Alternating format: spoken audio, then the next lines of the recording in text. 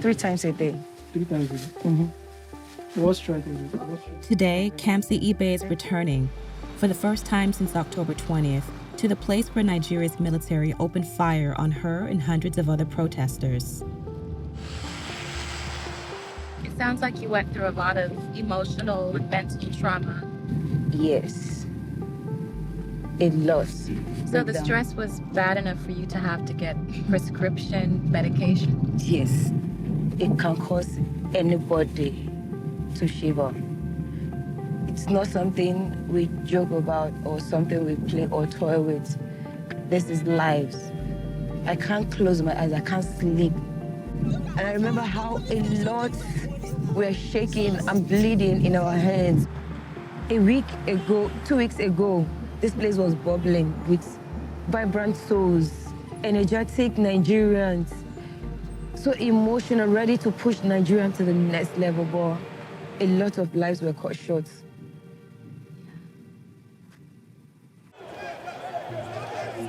What Ibe witnessed was the culmination of weeks of protest across Nigeria in response to a video that went viral in early October.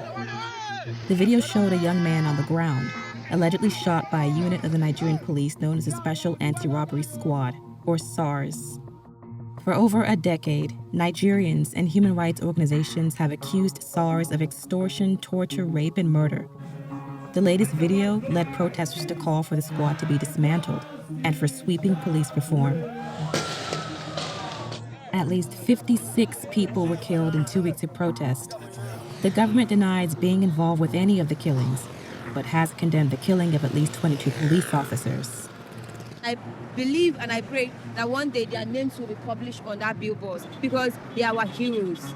They die fighting for this cause. I know that in every war, one must die and the others will save. And those who die, they die to bring victory to the people. So I guess their death will give us the victory we are fighting for. But the Lagos state government says that only 2 people died. Well, that is what they will say. To cover their mess, to cover their evidence, to bury their evidence. Well, we know. Ibe attended the protest with a co-worker from a local salon. She keeps her videos from that day on her cell phone. This is the hospital the next day. This guy is dead without any identification. We don't know his name, we don't know his family, we don't know how to trace him. This is when they were trying to, inside the ambulance, they were trying to remove the bullets. You know. But we learned that he couldn't make it. He didn't make it to the hospital. He died I'm of looking it. the way at you, you can't even look at this. I'm seeing your reaction. But you keep it on your phone. Is it just to remind you so that you never forget what happens? You just want to have the evidence, is that what it is? Yeah. I have a lot of evidence here. What would you say to the Nigerian army if you could see them right now? What goes around comes around. You kill others by gun and your children will be killed by gun. So essentially, you're cursing them. What they did to others is what will come to them.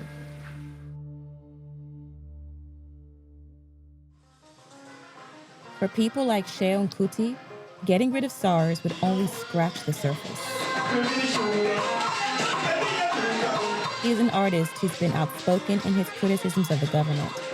He's following in the footsteps of Nigeria's most famous dissident musician, his father, Fela Kuti. Police brutality on African people is a global thing, all right? It's not an African thing. There's nowhere African people exist that were not oppressed by the police authorities.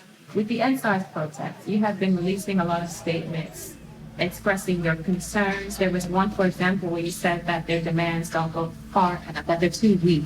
Yeah. What do you mean by that? They are weak because it doesn't change anything for the Nigerian people. If it is not just a slogan, if NSAS is the mission, then it's a really weak mission, because what does that change? Does that put food on our table? Does that send our children to good schools? Does that stop us from dying in mediocre hospitals? Police brutality in itself is tied to all these things, So let's even assume that it stopped.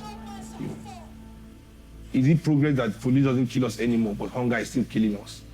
You don't think that's progress? No, I don't think so, because NSAS is a slogan. The mission is to end oppression and bad governance in Nigeria. In an effort to clear the streets, the Nigerian government announced a major concession. They would dissolve SARS altogether. The disbanding of SARS is only the first step in our commitment to extensive police reform. But they've promised to dissolve or reform the unit at least 3 times in the last 5 years. This time, the government tried to fill the void by establishing a new SWAT team. Suleiman Abba is a retired police chief who's been tasked with overseeing the SWAT team's training. You know, for many people, this is just a name change. And this is not the first time that SARS has been disbanded. So what makes this time around any different? The responsibilities of SWAT are very clearly defined. And I think we learn lessons. With the lessons learned about SARS. What reforms are being put in place to address the corruption and rot in the Nigerian police force? If the police is rotten, then too bad. The number one important aspect of the police reform at this time should be attitudinal change for the personnel. Are you ready to tell Nigerians that police brutality, in order to end it, all it takes is to change the attitude of the police officers? Attitude is what we exhibit. If you have training to do the right thing, you become professional in it. You become accepted.